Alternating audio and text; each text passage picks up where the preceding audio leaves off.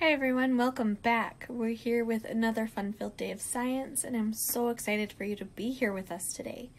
So today, we're going to continue talking about our friend Mariana. And what I've asked you to do is I've asked you to think about how we can help her with her problem. Okay? So now what we talked about yesterday is we talked about how we can get pollen, or how we can help her plant make more flowers, right? And help it grow its berries. Now, what's wrong with her plant is it's not getting pollinated, okay? Pollen isn't getting from the part of the plant where where it's growing, to where it needs to be, okay? So that's where we come in, you and me. That's where we come in. So what we're going to do is we're going to help pollinate this plant, and we're going to build pollinators.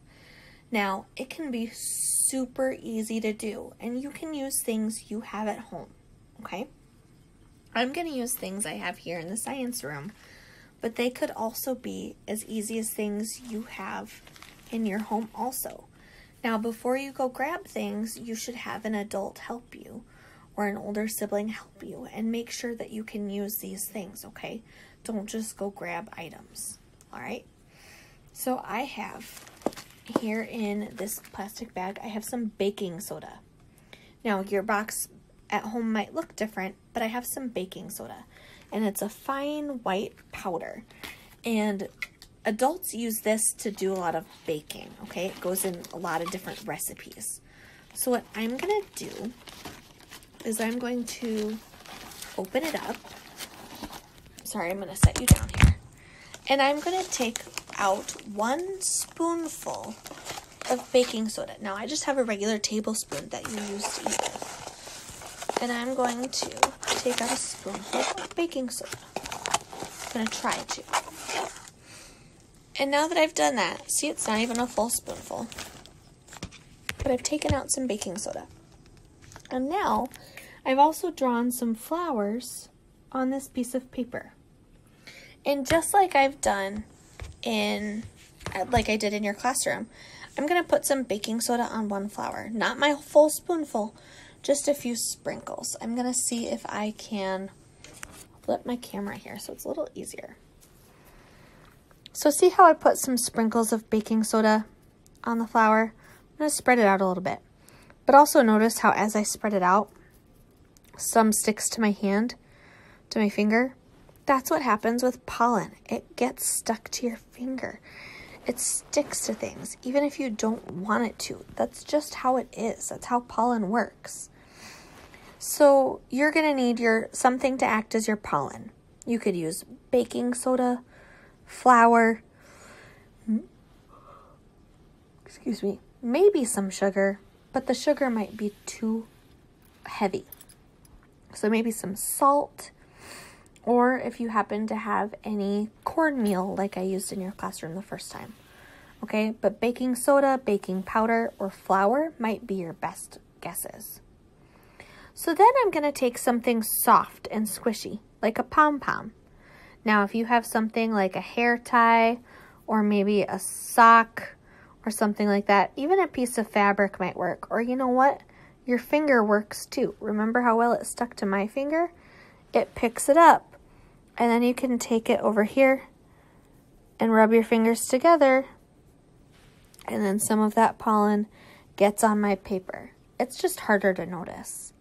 So if you have something soft that could pick up a lot of pollen, you're going to dab your pollinator in the pollen. And then you're going to tap it on the paper. Now, if you use a colored piece of paper, it might be easier for you to notice that it's coming off. The pollen is coming off onto the paper. See all those little granules right there, all those little pieces? It is coming off onto the paper. However, it's just so light in color that it's hard to see. And that's okay too. But you also want to be able to see the work you're doing. Okay? Now, with Mariana's issue, her whole problem is that the insects in her area can't get into the flower type that she has. So another thing you could do if you want to take this one step further is you could take something flexible like a straw or a pipe cleaner and attach it to your pom-pom. This is kind of like the expert level. And then you could put your baking soda into a different container. And this could be your flour. And then you could have to create a device to reach, sorry, I'm going to flip my camera, to reach up and into the flour to get the pollen, and then have to go into a new flower. Okay? That might help you